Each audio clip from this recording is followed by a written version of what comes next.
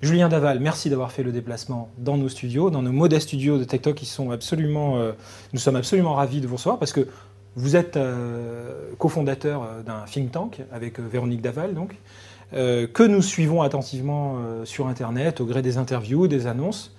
Nous aimons bien votre réactivité, mais surtout le fait qu'il se passe des choses, que c'est de ces rencontres, il sort justement un peu de matière, un peu de fond dans l'écosystème. Donc d'abord, je commence par un petit merci.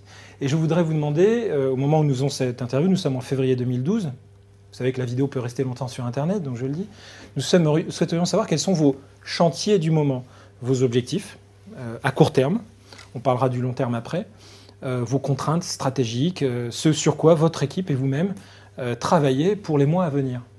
Très bien, déjà je vous remercie Frédéric de m'accueillir sur votre plateau. Pour répondre et être assez direct sur les chantiers que nous organisons actuellement et que nous avons commencé à mettre en place, nous avions une réflexion pour la mise en place d'un RSE pour le club qui devrait voir le jour le mois prochain, permettant ainsi aux 950 adhérents de pouvoir communiquer et échanger sur ce réseau, sur des retours d'expérience, sur des projets. Donc ça, c'est déjà un chantier sur lequel 6 ambassadeurs du club DSI ont travaillé pendant 1 an. Alors maintenant, on va aborder le point un peu plus long terme. Ça, ce sont les outils qui vont vous permettre de vous projeter sur une stratégie qui est celle du club. Est-ce que vous pourriez nous expliquer un petit peu ce vers quoi vous tendez? Allez, on va le poser de cette manière. On va vous demander comment est-ce que vous voyez le club à 5 ans?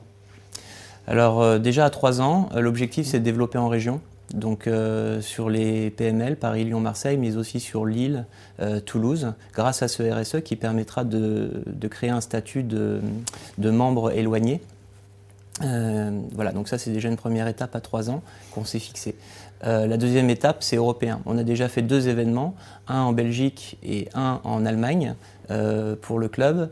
Reste à définir ensuite les modalités par rapport à la langue et les principaux challenges qui sont liés justement, même si nous sommes en Europe, aux problématiques je dirais de langage. Alors, comme tout le monde, hein, comme n'importe quelle entreprise, même si vous êtes un think tank, vous avez souvent besoin de rappeler ce que vous faites aux gens qui n'ont pas forcément bien compris, qui ont entendu parler de Club DSI, enfin Club Décision DSI, qui nécessitent que vous fassiez un peu de pédagogie. Qu'est-ce que les acteurs donc, de votre écosystème ne savent pas encore forcément bien et qu'il vous faut leur répéter souvent sur la réalité de ce que vous faites? Est-ce qu'il y a des petites idées préconçues, des choses qui nécessitent qu'on brise la glace en disant voilà la réalité de notre quotidien, voilà ce que nous faisons, voilà ce que vous avez peut-être vous-même plaisir à répéter aussi? Alors au niveau de ce qu'on essaye de mettre en place régulièrement à travers nos 20 événements annuels pour le club Décision DSI, c'est notamment la définition de thématiques qui sont en fait gérées par les ambassadeurs du club, puisque nous avons à ce jour 8 ambassadeurs. Ces ambassadeurs travaillent en vertical par secteur d'activité. Là récemment, nous avons Frédéric Ribaud qui va rejoindre le club, qui est le directeur informatique de Yahoo Europe, mais aussi Afrique du Sud. Et donc chacun de ces ambassadeurs, tout au long de l'année, identifie auprès des membres des problématiques. Et donc nous définissons un cahier des charges de thématiques qui vont être abordées dans l'année. Voilà. Je voudrais parler justement de problématiques. Quelles sont les préoccupations que vous rencontrez chez les DSI qui vous rejoignent? Je voudrais savoir ce qui les mobilise pour venir à vous, pour résoudre quel type de problème ou d'enjeu pour eux. Alors déjà, des valeurs. Si on rejoint le club Décision DSI, c'est pour des valeurs humaines et de partage. C'est ce qui fait notre force aujourd'hui et ce qui nous différencie d'autres organisations. Est-ce que ça signifie qu'il y a une sorte de petit déficit à ce niveau-là dans la profession et qu'en vous rejoignant, ils vont pouvoir insuffler un peu justement de cette dimension humaine qui leur manque peut-être, du fait de leur métier, du fait de leur réalité quotidienne? À la création du club, l'objectif premier était de répondre à l'isolement du directeur des systèmes d'information. Voilà.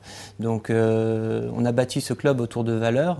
Chacun des membres porte un insigne avec son blason qui est juste ici et qui regroupe un certain nombre de valeurs dont je vous ai parlé, le partage, le soutien, l'entraide, Et donc après, nous sommes tous des hommes et des femmes. Donc je veux dire, à partir du moment où on rentre dans un club, il faut savoir qu'il a ses lettres de noblesse. Et donc on accepte aussi les règles de ce club.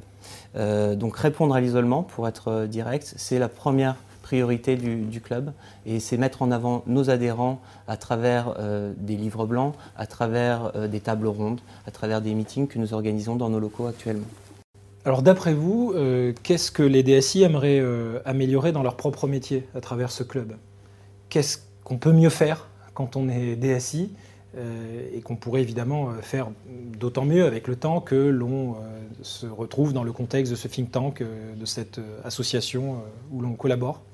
D'abord, la veille technologique, c'est quelque chose d'essentiel. On s'attelle, et c'est un grand travail, puisque comme je vous le disais, on définit des thématiques. Cette année, puisque je les ai sous les yeux, elles vont peut-être vous parler. Avec quelques exemples. Quelques exemples, pour n'en citer qu'un seul, le big data. Bientôt un congrès d'ailleurs va se tenir à Paris. Le travail collaboratif, la mutation du poste de travail sont des préoccupations qui permettent aujourd'hui, grâce aux partenaires technologiques du club, permettent aux membres de réaliser de la veille technologique sur ces sujets, sur ces problématiques, et aller aussi plus loin, s'ils le souhaitent, prendre rendez-vous avec nos partenaires technologiques. Je voudrais parler de vos sujets de prédilection. Vous existez quand même depuis 2007, vous avez un petit peu de recul. Moi, je voudrais savoir, quand vous diffusez du contenu sur le web, qu'est-ce qui a le plus de succès? Quel type d'information semble le plus attirer votre public? Le côté humain, alors assez paradoxalement, nous en parlions cet après-midi avec des membres du club. On a mis en place des interviews en mode podcast qui sont qui permettent à chaque adhérent de pouvoir mieux être connu des pairs du club. Et donc on revient sur leur parcours professionnel, ce qu'ils ont fait, ce qui les ont amenés à évoluer là et où ils veulent aller dans les prochaines années. Et donc grâce à ça, ça nous permet déjà de mettre en contact d'autres DSI ensemble, puisqu'il y a des événements qui se passent off, c'est-à-dire en dehors du club.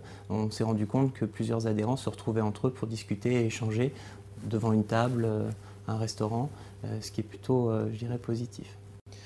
Alors, on va parler des petites zones d'ombre du métier du DSI, ce que leurs propres employeurs ne savent peut-être pas suffisamment sur la réalité de leur métier.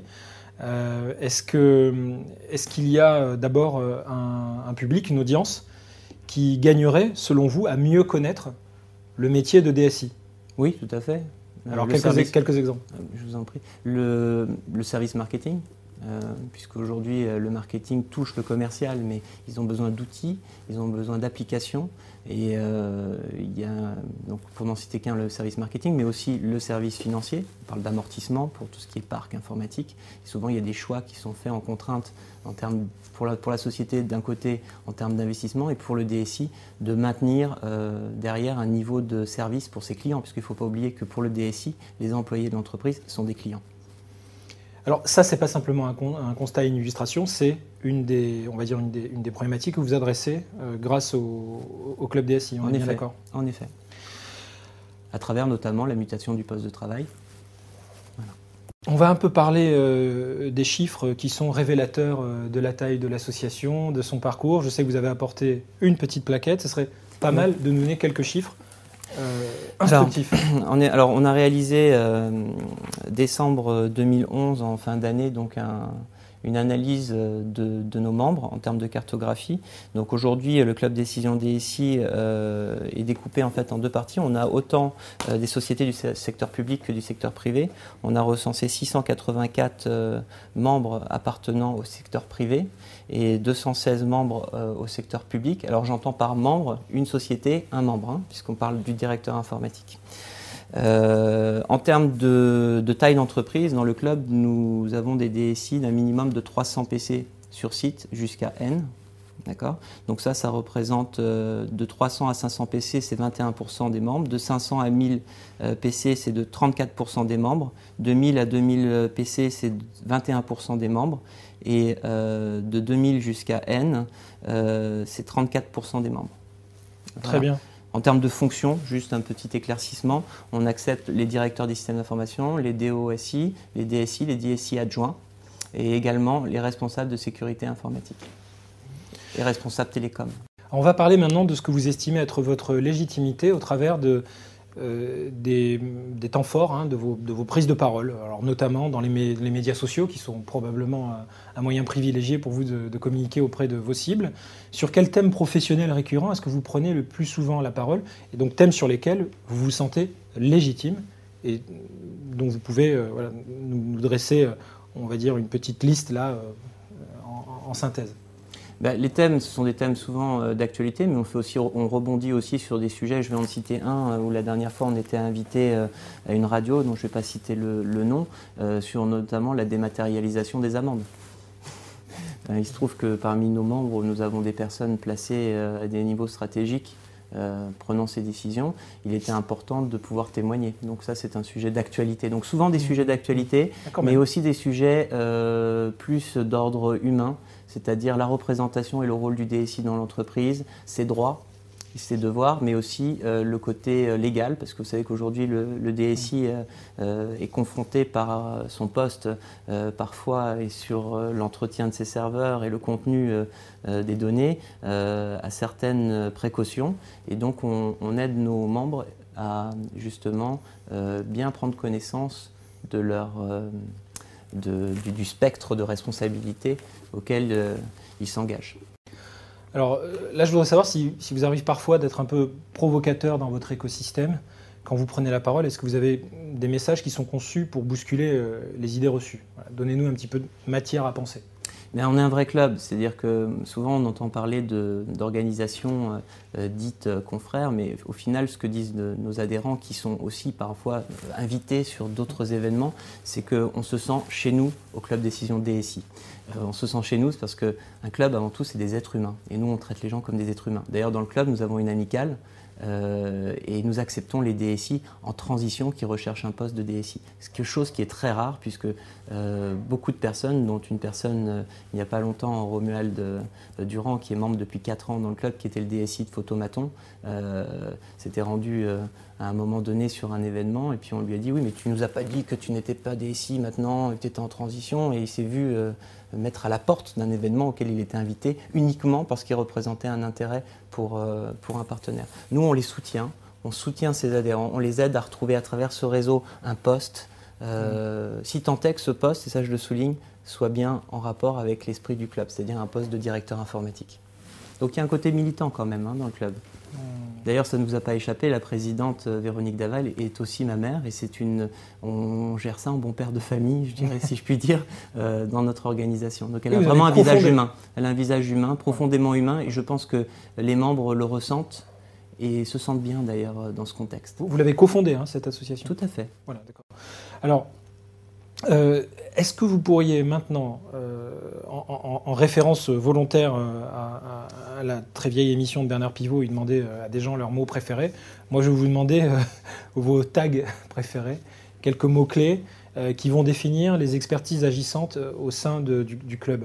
Donc, non pas forcément les mots qui ont trait au métier des DSI, mais à vous, à votre mission, à ce que vous faites, si on synthétisait toutes les questions que je vous ai posées jusqu'ici, avec quelques mots-clés qui sont les plus forts, les plus importants pour vous, les plus révélateurs aussi.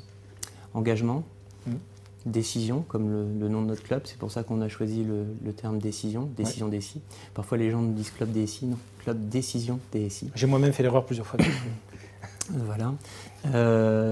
Partage, humain, transfert de compétences, remontée de retour d'expérience. Pour terminer, à vous de choisir donc la question que vous auriez peut-être aimé que je vous pose et que j'ai oublié de vous poser. Ou la question que vous aimez bien qu'on vous pose quand vous allez dans d'autres médias. Est-ce que vous souhaitez m'inviter à votre prochain événement? Ah bah alors ça, je pensais la poser en off, mais est-ce que vous invitez... Alors attention, tout ce que vous allez dire peut être retenu contre vous ici parce que c'est filmé.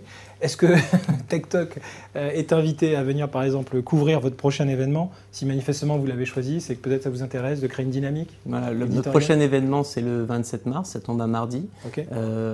Donc je dis officiellement que je vous invite pour couvrir l'événement. Eh bien, on viendra. Alors, pour nos chers amis internautes qui nous suivent, bon, si vous regardez cette vidéo après le 27 mars, ça va sentir un peu la naphtaline, puisque vous la verrez un peu trop tard. Mais en tout cas, c'est peut-être le début d'une histoire. Finalement, vous évoquiez des valeurs.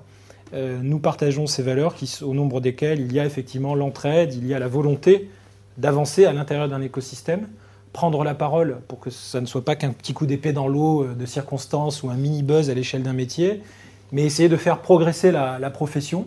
Donc moi, j'ai envie de dire un grand merci à Julien Daval, à Véronique Daval aussi, pour avoir su insuffler à cette initiative. Et nos ambassadeurs qui nous Et à vos accompagnent. ambassadeurs qui, effectivement, adhèrent à ces valeurs et les propagent. Puisque, d'ailleurs, si on parle de médias sociaux...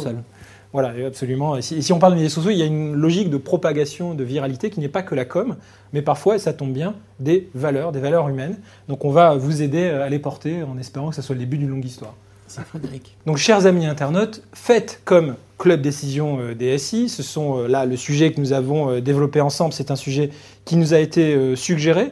Alors, une fois n'est pas coutume, par une personne qui fait un travail de fourmi pas toujours perceptible de l'extérieur, mais discret et efficace.